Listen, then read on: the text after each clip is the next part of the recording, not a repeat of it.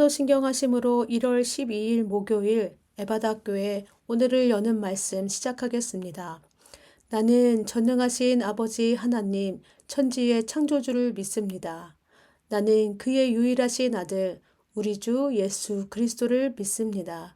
그는 성령으로 잉태되어 동정녀 마리아에게서 나시고 본디오 빌라도에게 고난을 받아 십자가에 못 박혀 죽으시고 장사된 지 사흘 만에 죽은 자 가운데서 다시 살아나셨으며 하늘에 오르시어 전능하신 아버지 하나님 우편에 앉아 계시다가 거기로부터 살아있는 자와 죽은 자를 심판하러 오십니다. 나는 성령을 믿으며 거룩한 공교회와 성도의 교제와 죄를 용서받는 것과 몸의 부활과 영생을 믿습니다. 아멘. 오늘 우리에게 주신 하나님의 말씀은 출애굽기 10장 21절에서 29절까지의 말씀입니다. 하나님 말씀 봉독하겠습니다. 여호와께서 모세에게 이르시되 하늘을 향하여 내 손을 내밀어 애굽 땅 위에 흑암이 있게 하라. 곧 더듬을 만한 흑암이니라.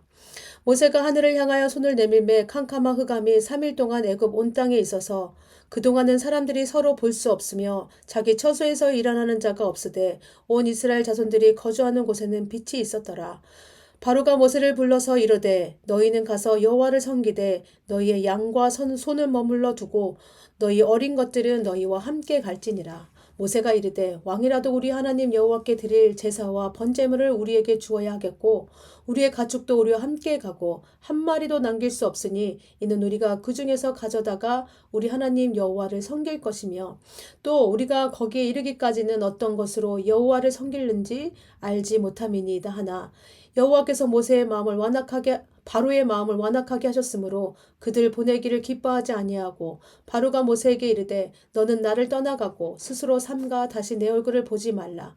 내가 내 얼굴을 보는 날에는 죽으리라. 모세가 이르되 당신이 말씀하신 대로 내가 다시는 당신의 얼굴을 보지 아니하리이다. 아멘. 예, 하나님께서 오늘 말씀에서 애굽에 내린 재앙은 9번째 재앙인 흑암 재앙입니다. 우리 21절에서 23절 말씀 보겠습니다. 여호와께서 모세에게 이르시되 하늘을 향하여 내 손을 내밀어 애굽 땅 위에 흑암이 있게 하라. 곧 더듬을 만한 흑암이리라. 모세가 하늘을 향하여 손을 내밀매 캄캄한 흑암이 3일 동안 애굽 온 땅에 있어서 그동안은 사람들이 서로 볼 수 없으며 자기 처소에서 일어나는 자가 없으되 온 이스라엘 자손들이 거주하는 곳에는 빛이 있었더라. 애굽 땅 가운데 이제 흑암 재앙이 내려졌습니다. 이 어둠이 어느 정도였냐면 손을 더듬을 정도로 캄캄한 어둠이 3일 동안 애굽 땅에 임하였습니다. 이 3일간의 재앙으로 모든 애굽 사람들의 삶은 완전히 정지되었습니다. 집 밖을 나가는 사람도 없으며 서로를 알아보는 사람도 없었습니다. 그들은 음식을 만들 수도 없었을 것이고 먹을 수도 없었을 것입니다. 그들은 원치 않는 3일간의 금식을 했었을 것이고 그들의 소중한 재산인 가축들도 3일 동안 굶을 수밖에 없었습니다. 애굽 사람들에게 지금의 이 어둠은요, 단지 잘 보이지 않는 시간이나 공간을 의미하지 않습니다. 애굽 사람들은 해가 가려져 앞이 잘 보이지 않을 정도의 이 어둠이 문제가 아니라 인간이 느낄 수 있는 가장 공포스럽고 무서운 시간을 보내고 있다는 것입니다. 죽음이 눈앞에 와 있는 것 같은 말로 표현할 수 없는 공포의 시간이라는 것입니다. 당시 애굽에게 태양은 낮 시간을 밝혀주는 우주에 있는 하나의 행성 정도가 의미하지 않았습니다. 당시 애굽에게 태양은 어떤 존재였냐면 모든 생명의 원천이었으며 또한 모든 신들 중에서도 가장 높은 신으로 섬기고 있었습니다. 그래서 태양이 빛을 잃거나 가리워진다는 것은 애굽 사람들에게 생명의 원천이 사라지는 것이며 가장 높고 강한 신이라고 믿었던 존재가 없어진다는 것을 의미합니다. 그러니 태양이 사라지고 어둠이 임한 이 현실은 어떠냐면 공포의 대상이 될 수밖에 없다는 것입니다. 그런데 놀라운 것은 애굽 전역에는 빛이 사라졌는데 애굽 사람들이 노예로 취급하는 이스라엘 백성들이 사는 곳은 여전히 어떻다는 거예요? 빛이 비치고 있다는 것입니다. 하나님은 여기서 아주 분명하게 보여주고 있는 사실이 있습니다. 뭐냐면 과연 참 신은 누구인가? 누가 빛이시며 생명의 근원인가? 라는 그 답을 보여주고 있습니다. 애굽 사람들이 섬기고 믿었던 신이 아무 능력이 없다는 것을 보여주시는 것이고, 말 한마디로 태양빛을 가린 하나님만이 참 하나님이요 참 신인 것을 지금 애굽 사람들에게 바로에게 보여주고 있습니다. 그래서 결국 바로 왕은 이제 다시 모세를 부르게 되겠죠. 예, 다시 부릅니다. 24절에서 26절까지 말씀입니다. 바로가 모세를 불러서 이르되 너희는 가서 여호와를 섬기되 너희의 양과 소는 머물러 두고 너희 어린 것들은 너희와 함께 갈지니라. 모세가 이르되 왕이라도 우리 하나님 여호와께 드릴 제사와 번제물을 우리에게 주어야 하겠고 우리의 가축도 우리와 함께 가고 한 마리도 남길 수 없으니 이는 우리가 그 중에서 가져다가 우리 하나님 여호와를 섬길 것이며 또 우리가 거기에 이르기까지는 어떤 것으로 여호와를 섬기는지 알지 못함이니이다 하나. 예, 그동안 바로 왕은 재앙 후에 여러 가지 타협안을 제시했습니다. 이번에도 제시한 타협안이 뭐냐면 어린아이까지 다 가도 된다. 이제 이스라엘 자손 모두 가도 좋다는 것입니다. 그런데 가축들은 두고 가랍니다. 이 바로왕의 타협에도 이제 모세는 단호하게 거절합니다. 오히려 왕이라도 하나님께 제사드릴 번제물을 주어야 하겠고 라고 말하면서 아무것도 놓고 갈 수 없음을 강하게 이야기합니다. 그래서 바로왕은 더 이상 협상을 하지 않고 완악한 마음으로 모세를 쫓아내죠. 그러면서 다시는 내 얼굴을 보지 말라. 내 얼굴을 보면 죽으리라고 아주 단호하게 이야기합니다. 이후로 모세와 바로 왕을 찾아가지 않지요. 그리고 어쩌면 모세와 바로가 마지막 얼굴을 보았을 곳에서 모세가 아니라 바로 왕이 죽게 됩니다. 거기가 어디입니까? 바로 홍해바다에서죠. 우린 여기서 중요한 의미 몇 가지를 생각해 볼 필요가 있습니다. 과연 빛이 무엇일까? 우리에게 빛은 무엇인가? 나의 어두운 과거나 아픔을 치료하고 이 세상을 두렵지 않게 살아가게 하는 것이 무엇인가라고 하는 것입니다. 사도 요한이 이 빛에 대해서 우리에게 아주 잘 설명해 주고 있습니다. 요한복음 1장 3절에서 4절 말씀입니다. 만물이 그로 말미암아 지은 바 되었으니 지은 것이 하나도 그가 없이는 된 것이 없느니라. 그 안에 생명이 있었으니 이 생명은 사람들의 빛이니라. 네. 어떻게 했다는 거예요? 모든 것들이 예수님으로 말미암아 하나님으로 말미암아 지은 바 되었고 지은 것이 하나도 하나님이 없이는 주님이 없이는 된 것이 없다는 것입니다. 그런데 그 지은 것에 그 안에 무엇이 있다고 말씀합니까? 생명이 있다. 근데 이 생명은 뭐예요? 사람들의 빛이라고 말씀합니다. 우리의 빛이 누구라는 것입니까? 우리의 생명 되시는 예수 그리스도라고 지금 사도 요한이 가르쳐주고 있습니다. 세상은 우리의 미래가 점점 더 편안하고 편리할 것이라고 말합니다. 경제가 발전하고 과학이 발달하고 의학이 발전하면 우리의 미래는 더 편안하고 안전해질 거라고 이야기합니다. 이렇게 현대사회는 과거와 비교할 수 없을 만큼 문명이 발전해서도 사람들의 삶은 어떻게 변했습니까? 더 강팍하고 메마른 삶으로 변했습니다. 우리 뉴스를 통해서 많은 사실들을 우리가 보게 되죠. 자살한 사람도 늘어가고 우울증 환자들은 또 많이 늘어가고 인간의 감정과 심리에 많은 문제가 생기면서 사회에 큰 이슈들을 만드는 것들을 알 수 있습니다. 또 종교적으로는 어떻습니까? 종교적으로도 이단이나 사이비에 넘어가 영적인 혼란에 빠진 사람들도 많습니다. 진짜와 가짜를 분별할 수 있는 능력이 사라진 것입니다. 왜 그럴까요? 우리의 삶은 단지 육적인 것으로 살아갈 수 있는 것이 아니기 때문입니다. 눈에 보여지는 것, 발전된 경제, 과학, 의학으로 우리의 삶이 안전하게 편안하게만 사라지지 않는다는 것입니다.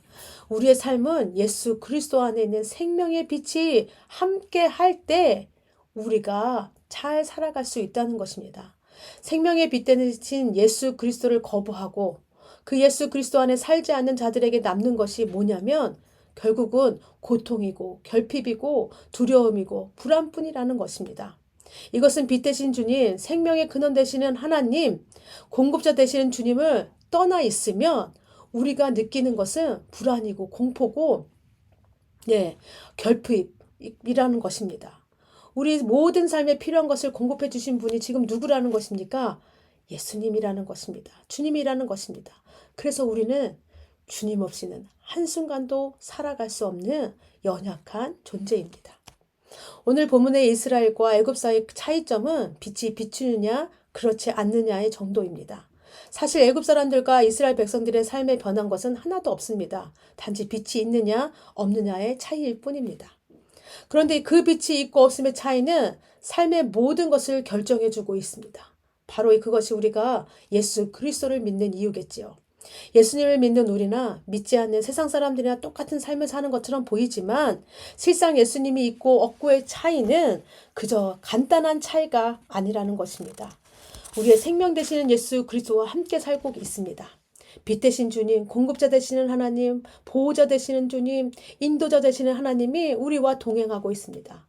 우리가 주님과 동행할 때 어떠한 일이 일어납니까? 우리의 생각이 바뀝니다.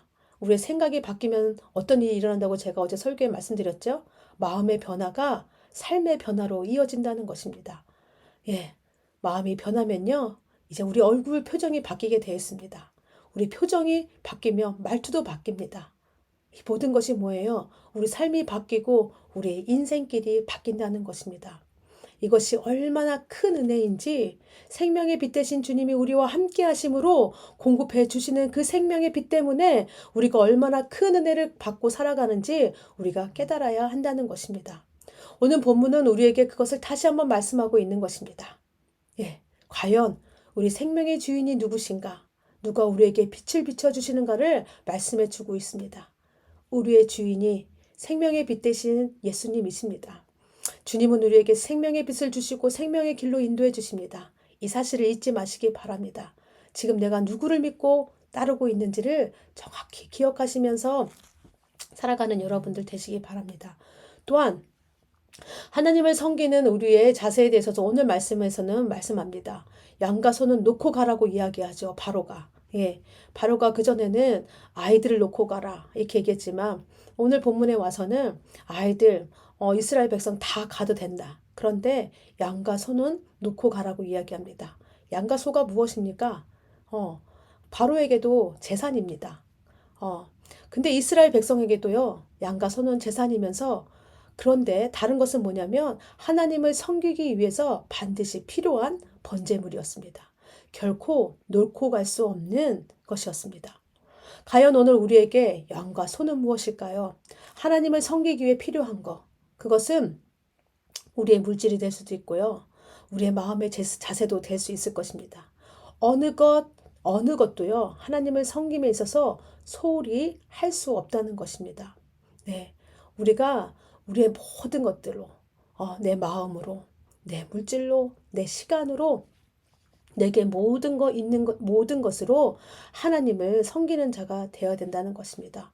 오늘도 우리의 생명의 주인 되시고 우리 빛 되신 예수 그리스도와 함께 나의 모든 것으로 주님을 섬기는 여러분들 다 되시기를 바랍니다. 이 시간 함께 기도하겠습니다. 먼저 말씀을 위해 기도하실 때는 생명의 빛으로 찾아오신 주님, 주님의 은혜에 감사합니다. 먼저 감사의 고백 드리시고요. 매일 주님과 동행함으로 주님께서 채워주시는 빛의 삶으로 제가 풍성한 삶, 하나님께서 주시는 그 놀라운 은혜의 삶을 살아가게 하여 주시옵소서 라고 기도해 주시고, 가정을 위해 기도하실 때는 우리 가정이 마음을 다해, 물질을 다해, 시간을 다해 우리 가정 안에 있는 모든 것으로 하나님만 섬기는 가정 되길 원합니다 라고 기도해 주시기 바랍니다. 교회를 위해 기도하실 때는 우리 교회가 어두워진 세상에 한 줄기의 빛이 되길 원합니다. 그래서 예수님의 생명의 빛을 전하는 교회로 사용하여 주시옵소서라고 기도해 주세요. 네 번째는 나라와 민족을 위해 기도하실 때는 세상의 모든 나라들이 하나님 다스림 가운데 있음을 알게 하시고 하나님만이 참 신이며 우리가 섬겨야 될 분임을 깨닫게 하여 주시옵소서라고 기도해 주시기 바랍니다. 공동체를 위해 기도할 때는 오늘 특별히 영유아 팀을 위해 기도하겠습니다. 영유아 팀에는 하늘이, 엘림이, 다혜, 푸르미가 있습니다. 그리고 이제 앞으로 올라올 유아, 하율이, 하은이, 하랑이가 있습니다.